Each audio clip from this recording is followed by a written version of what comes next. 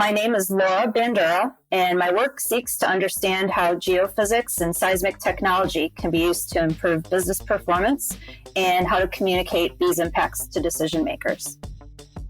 Hello, my name is Andrew Geary, and welcome to Seismic Sound-Off, in-depth conversations in applied geophysics. In a low oil price environment, it is more important than ever to prioritize technology projects to ensure the greatest return on investment. There is much pressure to accelerate the time to impact of corporate research and technology programs. In many cases, the geoscientists who are developing these breakthrough technologies are expected to demonstrate the value of these initiatives, which requires both a high degree of subject matter expertise and business fluency. In this practical conversation, SEG Distinguished Lecturer Laura Bandura showcases how to communicate technological value and your expertise to decision makers. Laura shares how to tie your work to financial metrics, the power of simplicity and brevity, and how geoscientists can better understand the minds of decision makers. This episode provides a useful practicum to maximize the scientist's knowledge and expertise to make a difference in your organization. Visit seg.org/podcast to register for Laura's free lecture. And stay through the end to learn how in under 5 seconds you can show your appreciation for this free podcast. And now, my conversation with Laura Bandura. Well, we are speaking with you today because you have an upcoming distinguished lecture, and it's called Quantifying the Business Impact of Seismic Technology to Deepwater Exploration. What is the general goal for this lecture? So my goal is for attendees, to walk away more deeply understanding how their technical work intersects the business and influences decisions. So I'll be sharing an approach to quantifying the impact of seismic technology to exploration and how one can tie their work to financial metrics in that setting. I see that being very valuable there. In your experience, what is the hardest thing for scientists to communicate to decision makers in quantifying the business impact? So I think one of the hardest things is that people making the business decisions are not typically the same people doing the technical work. Also, some technical experts do not have all the information that they need to really put their technical work into the right business context, know all the decisions that are being made and what alternatives are being considered and why. So often you're bringing just one component of information to the table, but the decision maker is really responsible for understanding how all of those pieces fit together. So, the more that you can understand about the decision-making context that you're in, the more prepared that you can be to articulate your work and why it's important at those critical moments and decisions. Yeah, speaking of understanding the decision-making process, if you could help us step in the mind of a decision maker, how high do they rate the chance of success for a prospect? How much do they weigh that when making their final decision? So the chance of success of a prospect is a very important input to deciding whether or not to drill an exploration well. So this isn't the only consideration, though. So there are other factors too, such as how much resource we believe is there, as well as the strategic fit and profitability of the subsequent development project that would follow a discovery. If you had to rate the importance of these two domains, subject matter expertise and business fluency when speaking with decision makers, how might you rate those? So what's most important is that you know your role in the organization. So what information are decision makers really relying upon you to provide, and why is what you do important? So if you're a geophysicist, they're most often expecting you to advise on a technical topic or question. And in that case, the technical expertise is most important.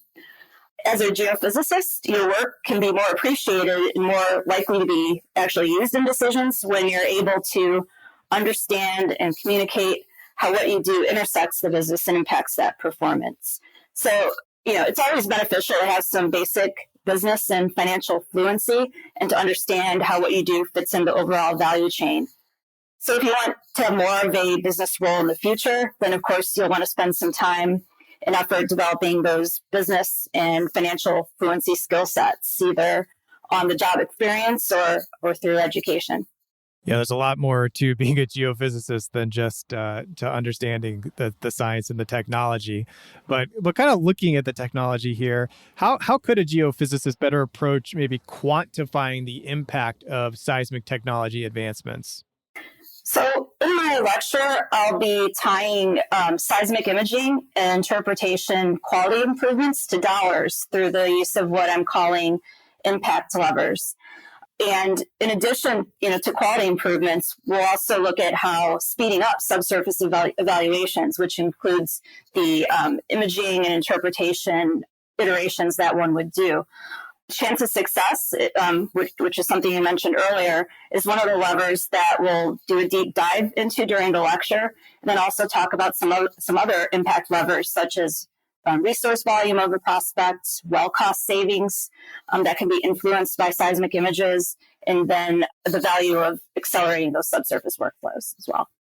One of the things that kind of stuck with me in Joe Dellinger's conversation on this podcast was he recommended getting in the field and seeing acquisition directly to better understand the data that you were seeing.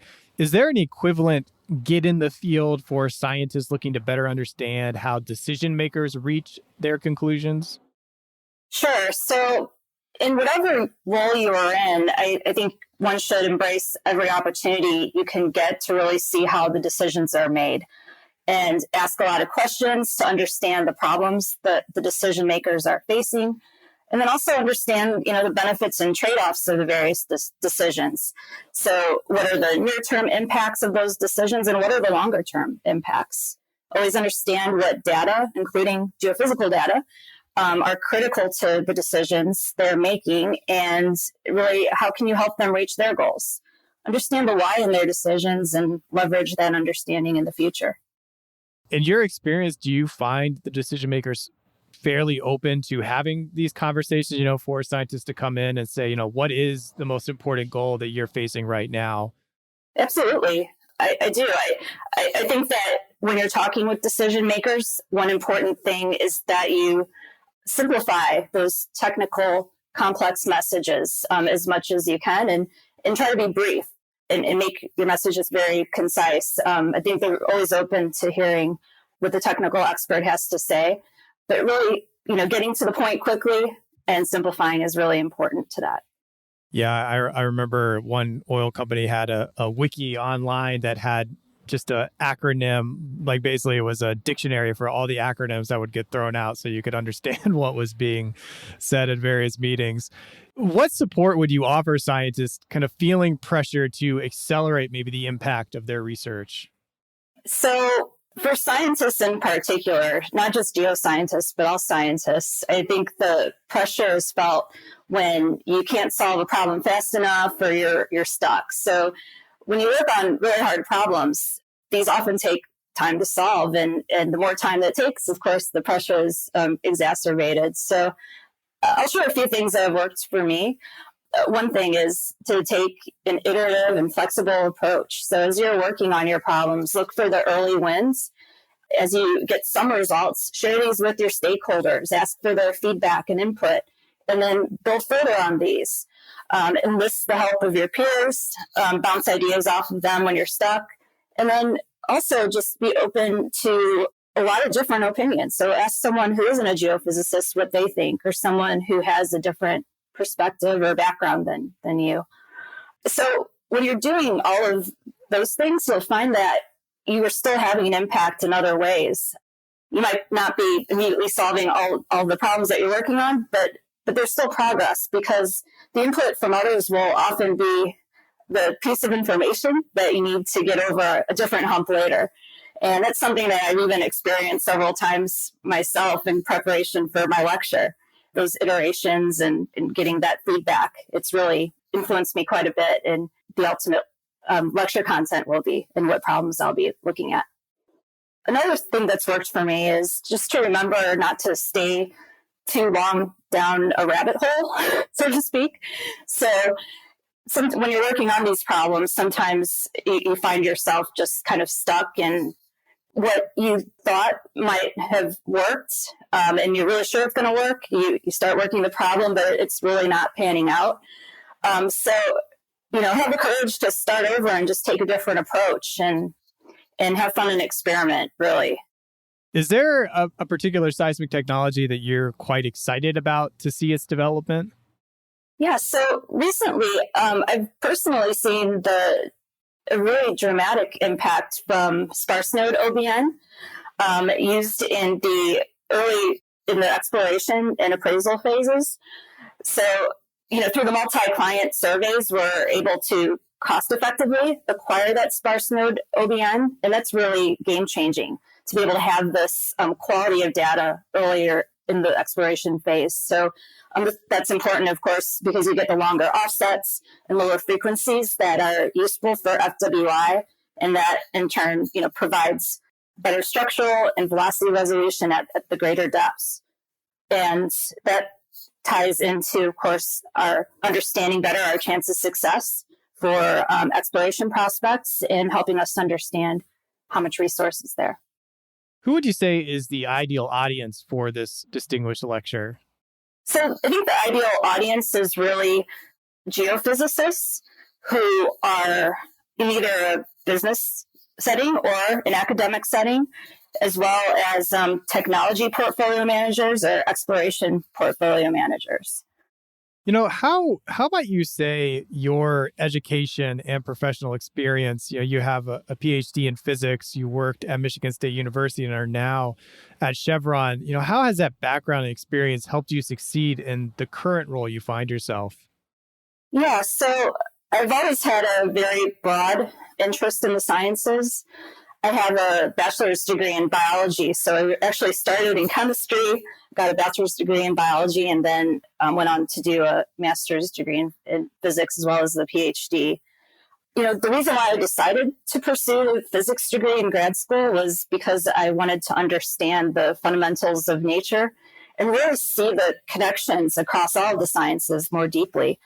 So in my career, I've tried to take the same approach, which is to understand those fundamentals.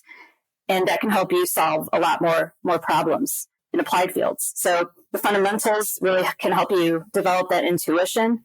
And again, intuition helps you solve problems. So one thing I've noticed over the years is the fact that my background is, like you mentioned, is a bit different than the norm. That's helped me, I think, bring a different perspective and approach problems in this field in a slightly different way. When you're working in an environment, that invites that diversity of thought, new ways of thinking. I think everyone, individuals, teams, can be more innovative and impactful. And that's one of the things I really enjoy about working with Chevron is just all the different people with various backgrounds and just how they welcome that diversity of thought. Yeah, it reminds me of a book I read a while back called Range by David Epstein that kind of just talks about the value of a wide range of experiences. He was kind of looking at generalists, but how this really funneling into very specific niches early on is really kind of detrimental to success in multiple fields. What is a question you hope the attendees will ask of themselves after listening to this talk? Well, I hope that there's something for everyone in my talk that is directly usable in their work, whether they're working in a business setting now or still looking to start a career in oil and gas. So for geophysicists who are working in a business setting, I'd like them to ask themselves, how can they use some of the concepts that I present to show the value of their work and gain more support for the work they do? For someone that is in an academic setting, they may not have all the data that they need to show with high confidence the value of their work to a particular business setting, as the data within a business is really confidential in most cases. However, recently there's so many open seismic data sets that are available. So I think that they can use this open data to show how their work can be quantified in terms of those impact levers that I mentioned earlier, such as chance of success or resource volume. And then these are measures that can be later used to relate to a business-specific portfolio or financial metrics. So at least you can get a head start there by using those levers. And, I think the overarching goal in most settings is that we want the technology with the best potential to have the most support as it's developed. So I hope that people walk away thinking about how they can really just present their work as accurately as possible so that they can get the support to continue it. Well, this has been a very practical conversation, and I get the sense this lecture will be very practical as well. But lastly here, kind of building off that further, what principle, teaching, or point of view has helped you succeed in your field? So in terms of teaching or point of view, I guess one of the things is in my role as an R&D geophysicist, my supervisor, Dmitry Verots, challenged me to understand the value of my work in dollars as one of my actual performance agreements. And at the time, I thought to myself, well, how do I even start to answer that? So my interest in this topic for my lecture really started there. And I've been on a journey ever since to more deeply understand the value of technical work. So, and then, just more generally too, just another principle is that I follow myself, or try to follow, is to not let fear stop you from really achieving your dreams. So if you have a strong passion or interest in something, don't be afraid to go after it. Have the courage to venture out of your comfort zone for endeavors that you feel are worthwhile. So many times in my education and career, the transition from biology to physics, and then in my career, just going from nuclear physics to geoscience, that was a jump. It was scary, but I saw the potential in it, and I saw how much fun it could be, and the doors it would open. So I would encourage people to take on new challenging things, and don't let fear hold them back from that. I've never really regretted taking those risks, and it's been a fun career so far.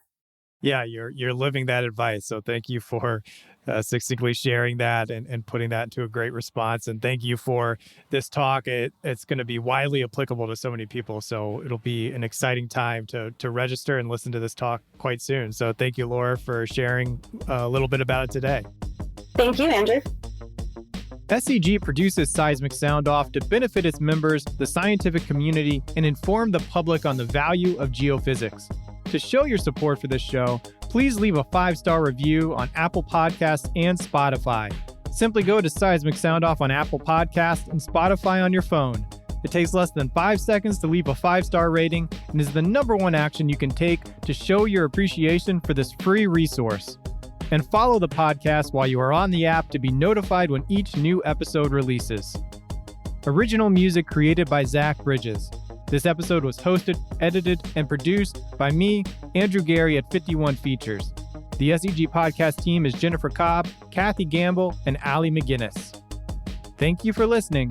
This is Seismic Sound Off, signaling off.